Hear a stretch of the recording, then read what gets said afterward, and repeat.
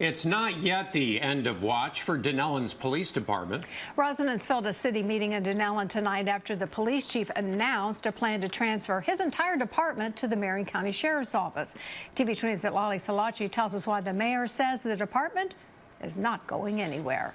Dunnellon will keep its police department. Residents of Dunnellon filled the meeting to hear discussions about the future of the police department. Last Monday, Chief Mike McQuaig announced his resignation. That's their choice. It's their families that they got to look out for.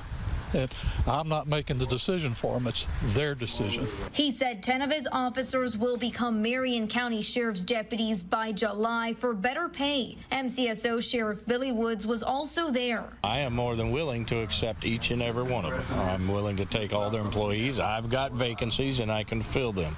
And really the future of what Dunnellon's law enforcement looks like is up to their city council. Chief McQuaig was clear about his resignation. However, Mayor Wally Dunn said the police department is not closing its doors, and if officers decide to leave, city officials will work to recruit new ones. I think that was made very clear tonight by all 5 of the members of the council that in the future we will have a police department in Dunnellon. Residents took to the podium to share their worries, some saying the change may impact their taxes, officer response times, and the community's relationship with police. You see them at the Jiffy store or something, and you can say, hey, something's going on, and you have that interaction with them, that they're almost more friends, and so that's something that you don't get all the time with the big sheriffs. City officials plan to revisit this transition next Wednesday.